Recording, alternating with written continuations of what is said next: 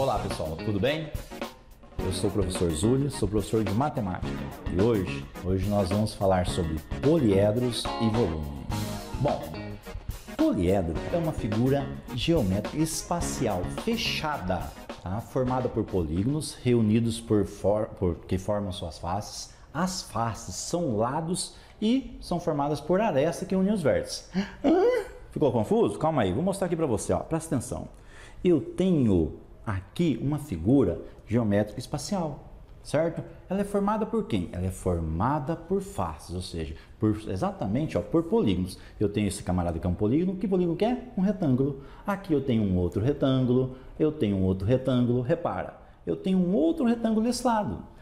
Os retângulos, eles são formados por quem? Por essas quinas. Essas quinas são chamadas de arestas. E as arestas se unem aonde? Exatamente nos pontinhos aqui, ó. Ou seja, elas são chamadas de vértices, certo? Então, olha lá, ó. Eu tenho um polígono, um polígono reúne, ou seja, junta com o outro, beleza? Por onde? Através das arestas. E as arestas se unem aonde? Através do vértice. Facinho agora, não ficou? Vamos para frente? Olha lá, ó. Agora, vamos falar um pouquinho sobre o volume. Na verdade, qualquer sólido geométrico é um objeto tridimensional, ou seja, tem 3 dimensões, beleza? Logo, ele ocupa um lugar no espaço e por esse motivo ele possui um volume, que ele representa a quantidade de espaço que esse objeto ocupa. Bom, quando falamos de capacidade, geralmente nos referimos àquilo que o objeto consegue transportar. Tá certo? Essa noção ela é usada normalmente para líquidos. Há uma certa, vamos dizer assim, confusão na questão do volume e a capacidade. Então, vou dar uma mostrada aqui para você, ó. Eu tenho aqui um frasquinho de perfume que talvez você não consiga enxergar, mas ele está marcando 29 ml. O que é esse 29 ml? Esse 29 ml é o quanto ele consegue transportar. Ou seja, quanto de líquido, quanto de perfume ele tem. Quer dizer, no caso não tem nada, mas vamos lá, se ele estivesse cheio. Acontece, veja só, eu tenho aqui também um copo. Um copo que ele está marcando, eu marquei a primeira marca aqui, ó, onde está cheio de água, até esta marca, e é 350 ml. Quer dizer que se eu jogasse o frasco de perfume lá dentro, ele ia subir quanto? 29 ml. 29 ml é a quantidade de líquido que cabe dentro dele. O vidro, o lugar que ele ocupa, ou seja, o frasco, é muito mais que 29 ml. Ou seja, o primeiro tracinho aqui, ó, eu tenho 350 ml. O segundo eu tenho 400. Se ele só subir 29 ml, ele vai ficar abaixo do segundo risco. Ou seja, o que não vai acontecer. Repara que quando eu subi, ficou um pouquinho mais que 400. Então, o nosso frasco tem muito mais do que 29 ml. Mas lembra, 29 é o que cabe dentro do frasco. O próprio frasco, que é esse corpo que ocupa o lugar no espaço, tem muito mais do que 29. Por quê? Porque ele é um vidro. Obviamente, ele tem uma certa espessura, tá certo? Essa é a diferença entre volume e capacidade. Volume é o quanto este copo ocupa o lugar dele no espaço. E capacidade é o quanto ele pode armazenar de água, tá certo? O que cabe dentro dele. Vamos lá? Como que a gente pode resolver probleminhas de volume e até mesmo de poliedro? Fazendo atividade, né, pessoal? Vamos lá?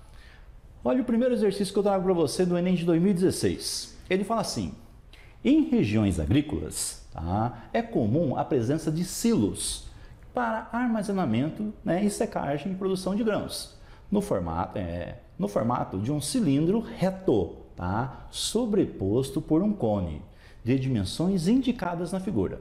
O silo fica cheio e o transporte de grãos é feito em caminhões de carga cuja capacidade é de 20 metros cúbicos.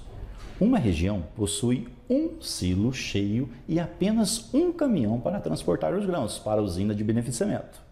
Bom, ele fala assim para você: utilize 3 como aproximação para o π. Já a gente fala dele, aguenta aí. O número mínimo de viagens que o caminhão precisa fazer para transportar todo o volume de grãos armazenados no silo é...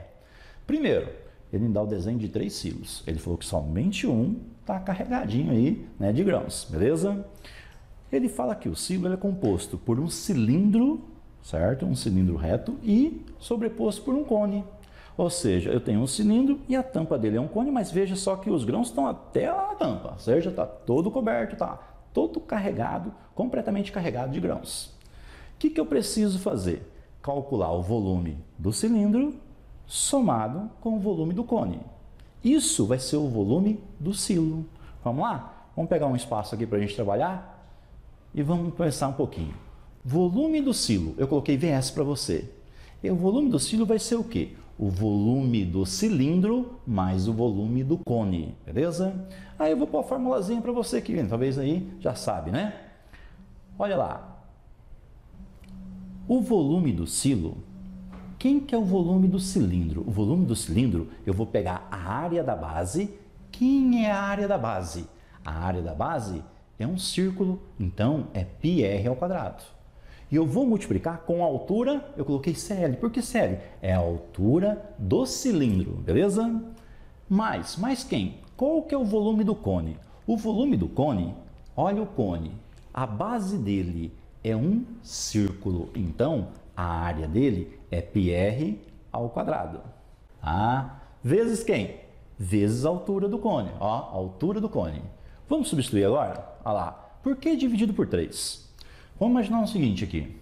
Primeiro, se o cone tivesse a mesma altura do cilindro, tá? Se o cone tivesse a mesma altura do cilindro e ainda, tá, a mesma base, que no nosso caso tem, tá? Eu precisaria encher 3 cones para poder dar um cilindro, beleza? Por isso que temos aqui, ó, a nossa formulazinha. Substituindo então, primeiro, ele mandou fazer o π igual a 3. No lugar do π, põe o 3. Quanto que é o raio do círculo? O raio do círculo é 3, então é 3 ao quadrado. Qual a altura do cilindro? A altura do nosso cilindro é 12. Substituindo aqui, ó, o volume do cone. O π, ele mandou fazer 3. Repare que o raio do cone é exatamente igual ao raio do cilindro. Desculpa, o raio do cone é exatamente igual ao raio do cilindro. Repare que ambos, ó, um está exatamente na boca do outro. Ou seja, também é 3. E é r ao quadrado, então é 3 ao quadrado. Só que a altura do cone, repare, a altura do cone lá é 3. A altura do cone faz com a base um ângulo de 90 graus. Lembra disso, ó. O que eu posso fazer? 3 vezes o 3 ao quadrado é 3 vezes 9. Dá exatamente 27. E o 27 eu vou ficar com 12. E aqui eu tenho que fazer 3 vezes o 3 ao quadrado vezes o 3. E dividir por 3. Só que esse 3 aqui, ó, eu posso simplesmente simplificar. O que eu fiquei? Fiquei com 27 vezes o 12, 324. E 3 vezes o 9, 27. Somou? Dá exatamente 351 metros cúbicos. Bom, só que esses 351 metros cúbicos, eles vão ser transportados por quem? Vão ser transportados num caminhão que cabe, ou seja, que tem a capacidade de 20 metros cúbicos. Então, eu vou pegar esses 351 e vou dividir por 20. Fácil, não é? Olha lá, ó. Primeira coisa, o 20, na verdade, né? Ele cabe dentro do 35. Quantas vezes? Uma vez. 1 vezes 20 é 20. Você diminuiu, sobrou 15. O que a gente vai fazer? Vai abaixar aquele 1. Abaixou 1, deu 151. Quantas vezes o 20 cabe dentro de 151? 7. 7 vezes 20, 140. Diminuiu, sobrou 11. Não tem mais como a gente dividir. Bom, não corre lá e vai marcar o 17. Não pode. A resposta não é o 17. Tá? Veja só você. O caminhão vai dar 17 viagens. Tá? Cada viagem com 20 metros cúbicos. Beleza? Só que ainda ele vai ter que voltar mais uma vez para buscar o restante. Ou seja, qual é o restante? Os 11 metros cúbicos que ficou ali. Ou seja, total de viagens que ele vai dar, as 17 mais uma, ou seja, exatamente 18 viagens. Beleza? Cuidado para não cair. Olha, ele pensou no que você ia errar e ele coloca lá. Tá bom? Muito cuidado com a resposta. Vamos para frente? Vamos ver mais uma questão. No Enem de 2017, ele fala o seguinte: um casal, ele realiza sua mudança de domicílio e necessita colocar uma caixa de papelão, né? Uma caixa de papelão, um objeto cúbico de 80 centímetros de aresta. O que não pode ser desmontado. O objeto não tem como desmontar. Ele tem, à disposição 5 caixas com diferentes dimensões, conforme está descrito ali. Ou seja, nem vou ler agora. Tem a caixa 1, caixa 2, caixa 3, caixa 4, caixa 5, beleza? Cada um com a sua dimensão. Aí ele fala assim, o casal ele precisa escolher uma caixa na qual o objeto caiba de modo que ele sofra o menor, de modo que sobre o menor espaço livre no seu interior. Eu preciso pegar, calcular o volume, por exemplo, desse objeto, que tem 80 centímetros de aresta, tá? E ver qual caixa que vai sobrar o menor volume ali em volta dele, para que ele não fique batendo, venha até quebrar. Bom, seria uma questão que você olha assim e fala assim, nossa, tem que pegar 86 vezes 86 vezes 86 e multiplicar. E ainda depois tem que pegar o 75 vezes 82 vezes 90 e multiplicar. Mas é uma questão bem fácil de aritmética se você pensar. Você vai ter que fazer poucas continhas, mas para isso tem que pegar o hábito de fazer o quê? De saber o quê? Multiplicação. Quer ver? É óbvio, você podia pegar e calcular o volume da caixa. 80 vezes 80 vezes 80. Como, por exemplo, 8 vezes 8, 64. 64 vezes 8, 512. Pega o 512 e coloca 3 zeros. Olha lá, dá 512 mil centímetros cúbicos. Pronto. Você podia calcular o volume da caixa 1, da caixa 2, da caixa 3, da caixa 4, da caixa 5 e ver qual mais se aproxima dele. Ou seja, seria aquele que sobraria menos espaço. Mas você ia perder muito tempo. Então, na verdade, esse daqui você nem precisava fazer. Primeira sacada, presta bem atenção. Olha a caixa 2. A caixa 2, um dos lados dela mede 75. Como você vai pegar uma caixa, um objeto que mede 80 de largura, 80 de comprimento e 80 de altura e vai colocar numa caixa que mede 75? Ele não vai entrar. Ou seja, a caixa 2 está fora de cogitação. Ela não serve para a gente. Agora eu queria que você pensasse um pouquinho, tá? Na caixa 1, vamos comparar caixa por caixa. A caixa 1 e a caixa 2. Repara a caixa 1 e a caixa 2. Poxa, vou fazer assim, ó. Na caixa 1, eu vou multiplicar só 86 vezes 86. E na caixa 2, eu vou multiplicar 82 vezes 90. Multiplicar 82 vezes 90 não é difícil. Faz 8 vezes 82 e depois põe o zero, beleza? E 86 que você tem um pouco de trabalho. 86 vezes 86. Então, multiplicando, você ia achar que é 7.396. Quando você multiplicar, veja bem, eu não estou calculando o volume, eu estou apenas calculando o quê? Apenas duas medidas que eu tenho ali, ó, tá certo? As duas primeiras. Quando eu pegar o 90 e multiplicar com 82, eu vou achar 7.380. Agora pensa um pouquinho comigo, é aqui que mora a sacada do cara. Se eu pegar esse valor, que é mais alto do que a caixa 2, desculpa, a caixa 3, se eu pegar o valor da caixa 1, que é mais alto que a caixa 2, e multiplicar com 86, vai ficar mais alto ainda. Se eu pegar esse valor, que é mais baixo, e multiplicar com 85, que é menor que 86, vai ficar menor que o valor que eu tenho que multiplicar em cima. O que eu chego à conclusão? Chego à conclusão que a caixa 1 não me serve. Ou seja, pelo menos a caixa 3 ganha dela. Tem um menor volume, é o que a gente está procurando, certo? O que a gente vai fazer agora? Compara a caixa 2 com a caixa... compara a caixa 3 com a caixa 4. Olha a caixa 3. O que eu tenho ali? 85. Tem 85 ali também. Na caixa 4 eu tenho 85. O que mais? Eu tenho ali, ó, 82 na caixa 3, eu tenho 82 na caixa 4. Poxa, 85 vezes 82 vai dar um valor. Mas se você multiplicar com 90, vai ser o quê? Menor do que você multiplicar com 95. Então eu não preciso fazer esse cálculo, eu só precisava pensar um pouquinho. E aí o que vai acontecer? Concluo o quê? Que a caixa 4 não serve para mim. Quer dizer, serve, mas a caixa 3, ela está no que o probleminha me pede, o menor volume possível. Então, a caixa 4 não serve. Pensa um pouquinho agora na caixa 3 e na caixa 5. Vamos lá, ó. Só fiquei entre as duas. O que eu observo? Eu tenho valores iguais. Quais são os valores que eu tenho ali iguais no nosso caso? Ó? Eu tenho 85 e 85. Então, eu vou pegar o 80 e multiplicar com 95. 80 vezes 95 dá 7.600.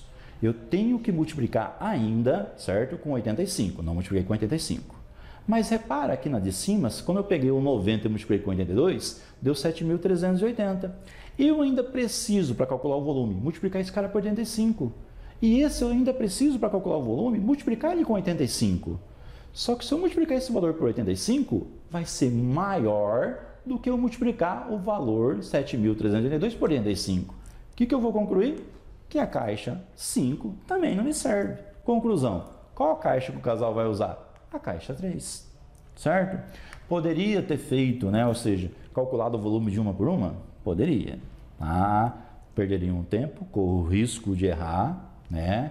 Várias multiplicações que eu tenho que fazer, mas tem que pensar numa estratégia para sair desse tipo de questão e sair rápido. Então, são hábitos que você pega comparando as multiplicações para não ter que fazê-las, beleza? Vamos para frente? Olha lá, ó.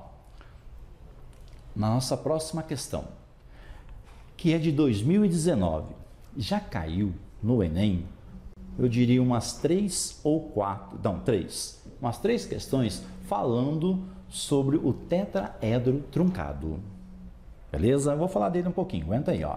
Olha lá o que ele diz pra gente. As luminárias de um laboratório de matemática são fabricadas na forma de sólidos geométricos.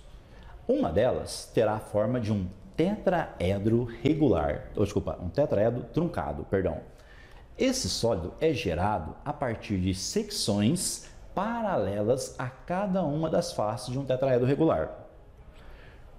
Para essa luminária, as seções, né, as secções serão feitas de maneira que cada corte, tá, em cada corte, 1/3 da aresta seccionada será removida. Essas secções uma dessas secções está indicada na figura. Essa luminária terá por faces, ou seja, aqui acontece uma coisa interessante. Primeiro, ele só te mostra uma das secções. O que é uma secção? Ele vai dar um corte, ele vai arrancar esse triângulo que está aqui em cima.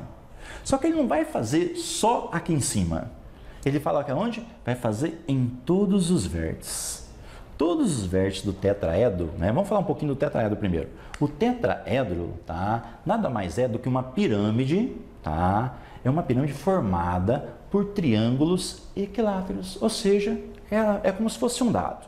Se o dado não tivesse marcado lá o número 1, 2, 3, 4, 5 e o 6, se você jogasse ele, você ia saber se a primeira vez que você jogou o dado, ele parou no mesma face voltada para cima que você jogou na segunda vez, por exemplo, tá? O triângulo, no caso, nosso tetraedro, é exatamente igual. Só que ele não é formado por quadrados, ele é formado por triângulos equiláteros, certo?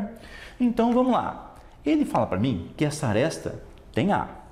Quando ele cortou esse pedacinho, ele cortou A sobre 3. Ou seja, ele vai cortar aqui também A sobre 3. O que vai sobrar? A sobre 3. Por quê?